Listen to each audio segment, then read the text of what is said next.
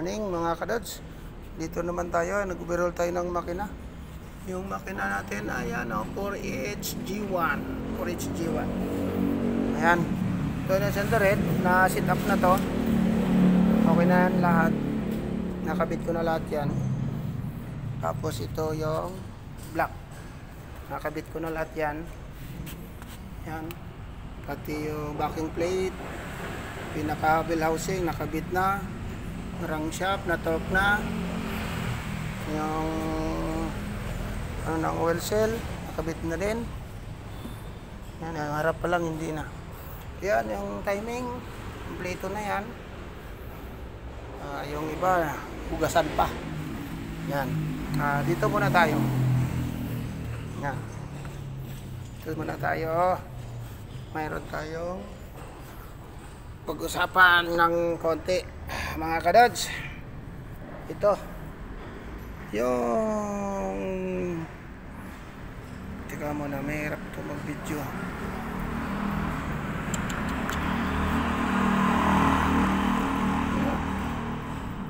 Naku, naipawak ka John. Teka na mo lang, tutok mo. Hindi, iawakan mo, may tingnan mo dyan para maganda kita mo. Ayan. Ito mga kadods, ito yung piston natin. Kakabit natin yung posisyon ng oil ring. Tatlo lang to, tatlo. Tatlo yung kanyang piston ring.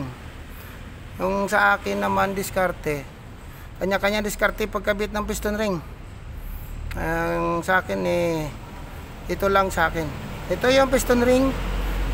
Oil ring to, oil ring. Yan. Nilagay ko siya sa 30 degrees.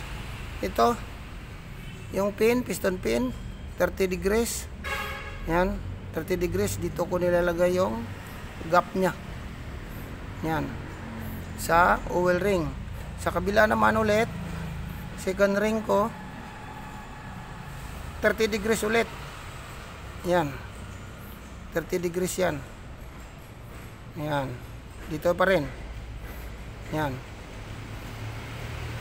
ang 30 degrees sa pin. Yan.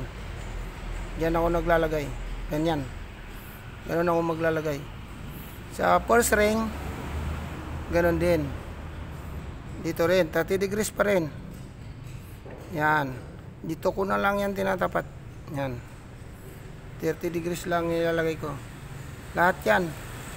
30-30 lang. Yan. Dito ko nilalagay yung gap. Gilid na yan. Yan, gilid. Yan. Yan mga kadods, dito ko nilalagay ang aking gap sa gilid nito. Yan. Hindi ko naglalagay sa gitna. Dito. Hindi ko, may nakita ko sa video, nilalagay nila dito. Ewan ko lang kung bakit doon nila nilalagay. Kasi, bakit doon mo siya lalagay? Paano ba yung takbo ng piston? Pag tumatakbo na siya, di ba gumaganon yan? Gumaganon. Oh. Sabihin natin na ganyan. Option niya, itong side na to yung pumapersa. Diyan. Kung doon mo lalagay yan, maaring magasgas yung liner mo kasi may gatla na yun eh. Yung gilid ng piston ring, pwede magkaroon ng groove dyan dito. Yan. Basta-basta yan, naka-groove yan dyan. Pag sa gitna mo dito ilalagay. Ito. Pag dito mo siya ilalagay, pwedeng magkaroon ng guhit agad yung liner mo dun. Magkaiba sukat yan eh. Paano ba susukatin yung piston? Subukan nyo sukatin to pag ganon, tsaka sa dito. Hindi yun parehas. Yan. Ito, sakto-sakto yan. Ito, point lang. Sobrang liit lang ang clearance nito. Magkaiba ng sukat niyan pag dito mo sinukat saka dito kaysa dito. Sobrang liit lang ng diferensya. Yan, kaya dito ko naglalagay ng gap. Yan. Hindi ko pa naman karoon ng kumain agad ng langis o ano man sa kinakabit ko. Basta dyan lang ako naglalagay. Sa inyo, depende sa inyo kung saan nyo ilalagay. Basta sa akin dito. Itong side na yan. Yan. Dito lang. Kung mali man para sa inyo, na-experience ko na dito ako naglalagay. Yan.